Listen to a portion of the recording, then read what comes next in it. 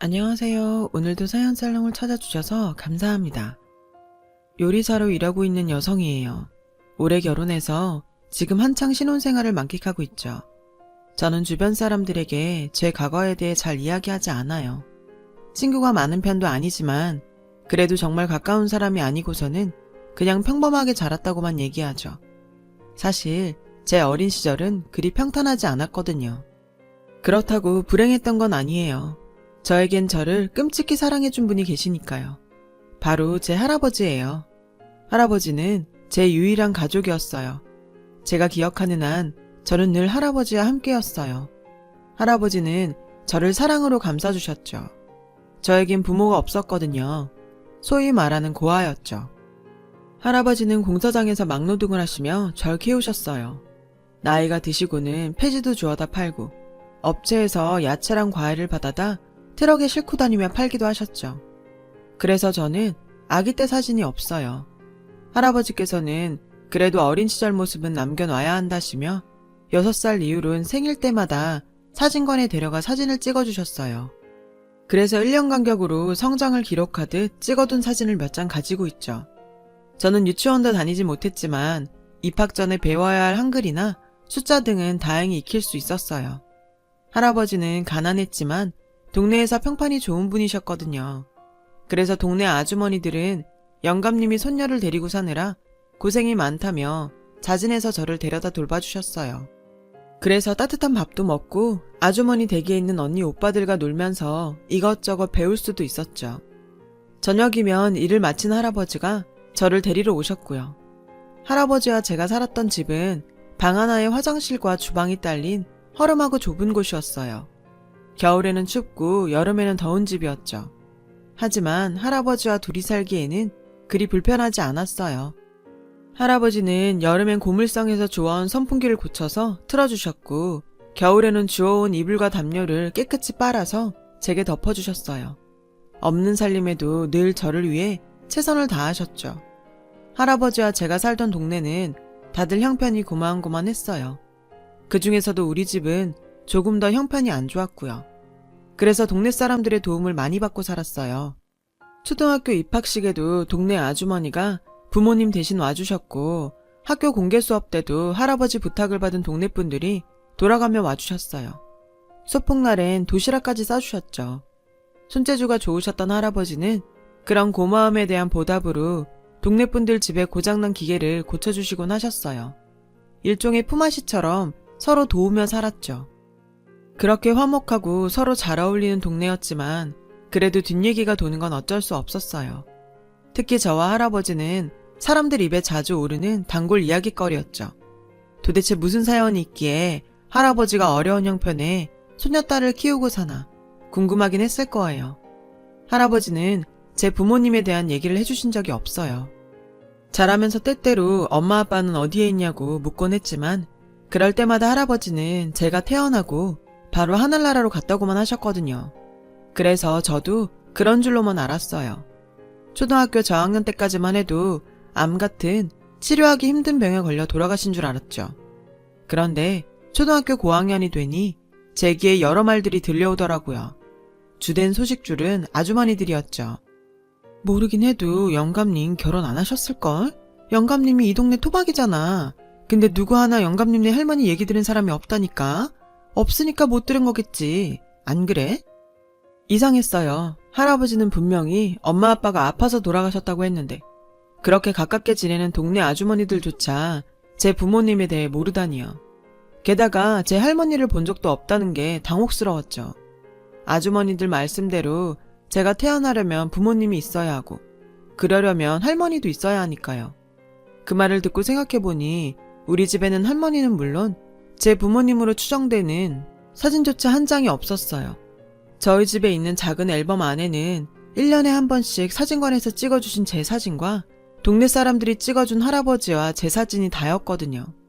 중학교 입학하고 나서 사춘기 시절이 찾아오자 슬슬 반항기도 생기고 제 스스로의 정체성에 의문을 가지게 되었어요. 부모님 없이 딸랑 할아버지랑 같이 사는 저로서는 더더욱 그랬죠. 그러면 그럴수록 부모님에 대한 궁금증은 더 커져만 갔어요. 그러다 중학교 3학년 때였어요. 저는 나를 잡고 할아버지께 물었어요. 할아버지, 솔직하게 말해줘. 우리 엄마 아빠 어딨어? 죽었어? 아직 살아있어? 왜 사진 한 장도 없어? 할머니는 누구야? 왜 할머니 사진은 없어? 동네 아주머니들이 그러더라. 할아버지는 이 동네에서 오래 살았는데 할머니는 본 적이 없다고. 할아버지, 나한테 거짓말한 거 있어? 마치 범죄자를 취조하듯 추궁했어요. 너무도 절박하게요. 나중엔 감정이 복받쳐 엉엉 울었죠. 할아버지는 그런 절 그저 달래주셨어요. 경이야, 할애비가 너무 미안하다. 그래도 한 가지 약속할 수 있는 건 너는 내 손녀라는 거다. 누가 뭐래도 내 손녀고 내가 세상에서 제일 사랑하는 건 경이 너야. 사실 너희 엄마 아빠는 너를 키울 형편이 안 됐어. 그래서 경이 너를 할아버지 집 앞에 놓고 떠났어. 살아있다면 언젠가 너를 찾아올 거다. 할아버지는 그렇게 말씀하시면서 제게 작은 팔찌를 꺼내 보여주셨어요. 내 엄마 아빠가 남기고 간 거란다. 내가 산부인과 신생아실에서 차고 있던 것 같구나. 그걸 보고 나니 의구심은 어느 정도 줄어들었어요. 엄마 아빠가 저를 버리고 간 건 맞지만 그래도 할아버지만큼은 저를 사랑으로 키워주셨으니 그거면 됐다고 생각했죠. 그날 이후 저는 마음을 어느 정도 잡을 수 있었어요. 드디어 사춘기의 터널에서 빠져나오기 시작한 거였죠. 대학에 갈 생각은 없었어요.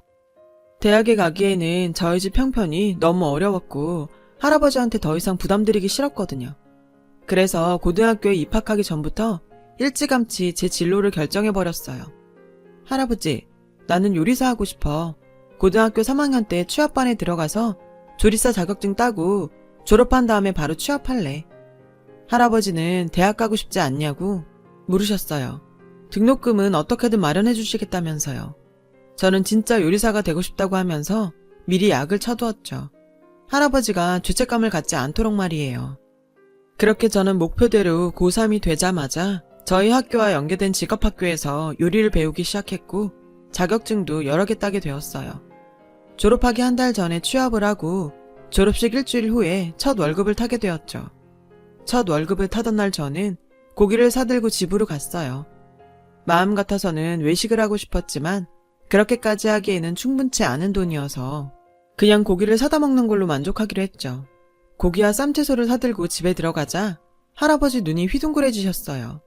저는 고기 내려놓고 바로 월급이 든 봉투를 드리면서 그랬어요. 할아버지, 이거 할아버지 용돈이야. 내 첫 월급에서 고기 사고 남은 돈이야. 할아버지는 말을 잇지 못하셨죠. 난 이거 못 받는다. 경이 네가 얼마나 열심히 일해서 번 돈인데 이건 네가 써야지. 할애비는 이 돈 절대 못 받는다. 그리고는 봉투를 연신 밀어내셨어요. 할아버지, 이거 안 받으면 나 확 집 나가버릴 거야. 왜 할아버지만 나한테 잘해주려고 해? 나도 할아버지 용돈 얼마나 드리고 싶었는데. 라며 으름장을 놓았죠. 결국 할아버지는 눈물을 펑펑 쏟으시면서 봉투를 받아드셨어요. 그리고는 봉투를 통째로 할아버지가 즐겨 읽으시는 낡은 책 사이에 끼워 넣으셨어요. 평생을 함께 살아왔던 그 집에서 나란히 마주 앉아 고기를 먹는 게 참 색달랐어요. 더군다나 제가 처음으로 할아버지께 뭔가를 해드린 것 같아서 정말 뿌듯하고 기분이 좋더라고요. 그렇게 할아버지랑 수다도 떨면서 밥을 먹는데 문 두드리는 소리가 났어요. 이 시간에 누가 온 거냐? 하고 묻는 할아버지를 뒤로하고 제가 문을 열었어요. 문 앞에는 놀랍게도 경찰관 2명이 서 있더라고요. 여기 정희권 씨 계십니까? 저는 저희 할아버지라고 했어요. 그럼 그쪽이 유경희 씨입니까? 라고 묻더군요. 저는 맞다고 대답했죠. 저희랑 서로 좀 가주셔야겠습니다. 저는 무슨 일이냐고 물었어요. 그러자 어르신을 아동 유괴로 고발하신 분이 계셔서 저희와 같이 가주셔야겠어요. 황당했어요. 아동 유괴라니요.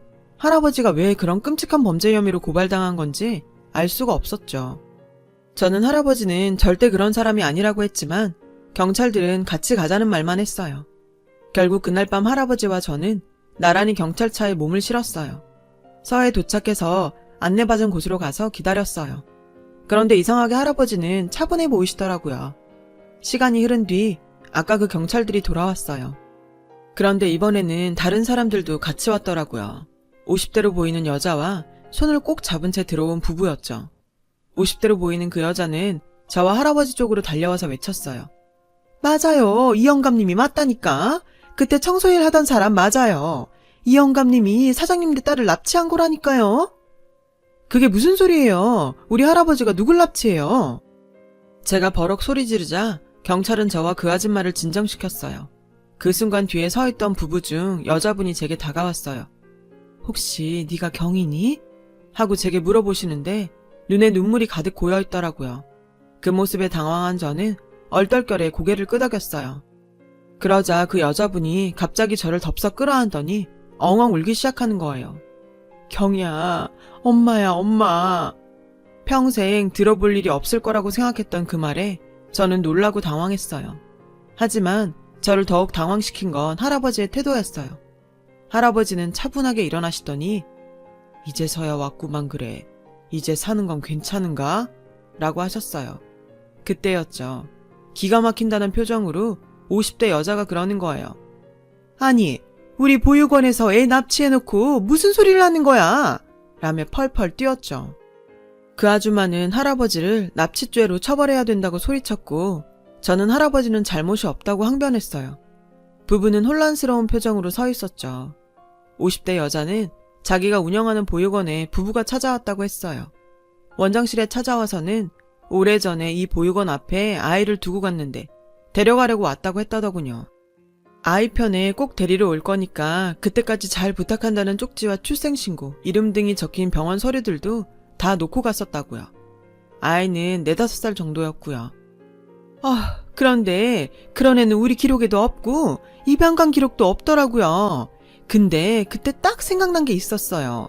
오래전에 우리 보육원에서 애가 한 명 사라져서 난리 난 적이 있었거든요. 경찰에 신고도 하고 실종 신고도 했는데 결국 못 찾았어요. 그 순간 딱 생각이 나더라고요. 우리 보육원에서 청소하던 영감님이 갑자기 그만뒀던 게 말이에요. 그 영감님이 평소 애들 앞에서 할짱거리고 그런 게 있어서 내가 기분이 나빠서 해고하려고 마음먹고 있었는데 그걸 알아채곤 선수 쳐서 그만뒀더라고요. 근데 보육원에서 애를 납치한 거였어? 길길이 날뛰는 그 아줌마를 두고 저는 유전자 검사를 위해 조직세포도 제공했어요. 그런 모습을 가만히 보던 할아버지는 정말 경희의 부모가 맞는가? 라고 물으셨어요. 경찰은 일단 유전자 검사를 해봐야 한다고 했어요. 그러자 할아버지는 경찰 선생, 내가 유치장에 있으라면 있겠는데 내 얘기 좀 들어주게. 할아버지는 경찰관 손을 잡고 말했어요. 경찰은 어르신도 변론을 하실 권리가 있다고 말하더군요. 할아버지는 유전자 검사가 끝난 후에 부부가 내 부모님이 맞다면 얘기를 하겠다고 하셨어요. 경찰은 잠시 고민하다가 부부에게 의견을 물었어요. 부부는 어르신한테 얘기를 듣는 길이 그것뿐이라면 그렇게 하겠다고 하더라고요. 그렇게 유전자 검사 결과를 기다리는 동안 할아버지는 불구속 상태로 집에 계셨어요. 저는 직장과 집을 오가면서 할아버지와 붙어 있었고요. 2주 뒤 검사 결과가 나왔어요. 결과는 99.99% 일치한다고 나왔죠. 저는 20년 만에 부모님을 만나게 된 거예요. 검사 결과를 들은 저는 얼떨떨한 기분이었어요. 이상하게 저도 모르게 눈물이 흘렀죠. 제 부모님이라는 그분들은 저를 끌어안고 엉엉 소리내 우셨어요. 그리고 보육원 원장은 저희 할아버지를 죽일 듯이 노려보며 소리쳤어요. 이제 저 영감을 납치죄로 집어넣어요. 누굴 망하게 하려고 작정했나? 하면서 날뛰었죠. 그리고 약속대로 할아버지는 자신의 이야기를 시작했어요. 할아버지는 집에서 챙긴 꽤 많은 양의 서류를 경찰관 앞에 하나하나 꺼내서 보여주기 시작했어요. 나는 그 보육원에서 청소일을 한 게 맞습니다. 지금 내가 살고 있는 곳에서 그리 멀리 떨어지지 않은 곳이지요. 어느 날 새벽에 일을 나갔는데 보육원 앞에 어린아이가 웅크려 자고 있더군요. 부모가 버린 아이인가 싶었습니다. 아이가 추울까봐 보육원 안으로 데리고 들어가려고 했는데 잠이 깼는지 새까만 눈동자를 반짝이며 제게 할아버지 그러더라고요. 아이는 메고 있던 가방을 내밀더군요. 가방 안에는 인형과 여기 이 서류들이 들어있었습니다. 그리고 부모가 남긴 편지에는 꼭 데리러 오겠다는 말이 적혀 있었죠. 저는 그 아이를 데리고 보육원으로 들어갔고 아이는 그렇게 보육원에서 살게 되었습니다. 청소 일을 하면서 저는 그 아이를 자주 봤어요. 대부분 그 아이의 얼굴은 어두웠어요. 왜 그런지 궁금했는데 한 달 정도 후에 그 이유를 알게 되었습니다. 저 원장이 그 아이를 유독 구박하더군요. 거기엔 이유가 있었죠. 당시 보육원에 아이들이 많아서 재정이 어려웠는데 애가 들어와 밥그릇을 또 만드니 그 분풀이를 한 거였죠. 보니까 그 어린애가 바깥에서 손빨래도 하고 설거지까지 하더군요. 그 아이의 손이 빨갛게 터 있었습니다. 그래서 몇 번 원장실을 찾아가 그러지 마시라고 했더니 글쎄 해고 통지를 하더군요. 그렇게 보육원을 나오는데 아이가 자꾸 눈에 밟히더이다. 그래서 그랬습니다. 할아버지는 그때까지도 제 부모의 편지와 서류가 담긴 가방을 메고 있었다며 원장은 서류들은 꺼내보지도 않고 방치했다며 화를 내셨어요. 그게 절 납치한 이유였다고요. 그리고 그때부터 손녀로 키우셨다고요. 잘못된 일이란 건 알지만 어쩔 수 없었다고 하셨죠. 모든 이야기가 끝나고 경찰서는 충격에 빠졌어요. 저도 마찬가지고요. 유일하게 그 원장만 기세등등했죠. 아니 저 영감이 미친 소리를 짓거리고 있어. 누굴 엿먹이려고 수요를 해? 당신 내가 명예훼손으로 고소할 거야. 라며 길길이 날뛰었어요. 경찰은 할아버지가 한 진술에 증거가 있냐고 물었고 할아버지는 자신있게 일어나셨어요. 그리고는 당시 함께 보육원에서 일했던 진주댁이라는 아주머니가 증인이라고 하셨어요. 경찰은 곧바로 진주댁 아주머니를 찾아갔고 증언을 받아오는 시간 동안 저는 아무 말도 못하고 기다리고 있었어요. 모든 사실이 밝혀진 건 늦은 오후였어요. 진주댁 아주머니가 직접 파출소로 와서 증언을 해주었거든요. 혹시 몰라 당시 제 사진도 찍어서 보관하고 계셨죠. 빨갛게 팅팅 부은 제 손을 보자 엄마는 오열했어요. 그 밖에도 원장한테 맞아서 턱 밑이 찢긴 사진도 있었죠. 빼도 박도 못할 증거에 원장은 궁지에 몰렸고 제 부모님은 당장 원장을 고소하겠다고 했어요. 원장은 그제서야 싹싹 빌었지만 소용없었죠. 원장은 그날 바로 아동학대 혐의로 기소됐어요. 그리고 할아버지와 저는 집에 돌아갈 수 있게 되었죠. 그날 밤 부모님의 이야기도 들었어요.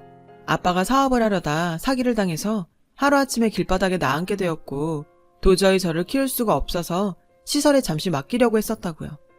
저를 데려오기 위해 부모님은 열심히 일하셨고 살림이 조금 나아지자 보육원으로 찾아갔지만 저는 서류에도 등록되지 않은 채 사라지고 없었다고 하셨어요. 그러다 얼마 전 마지막이라는 심정으로 다시 보육원을 찾아갔고 그제야 원장이 할아버지 이야기를 하면서 아이가 납치된 것 같다고 했다더군요. 그래서 경찰에 신고를 하게 되었다고요. 원장은 모든 죄를 할아버지한테 넘기려고 벌인 짓이었지만 결과적으로는 제가 부모님을 만날 수 있게 도움이 됐던 것도 사실이었어요. 그렇다고 용서할 수는 없지만요.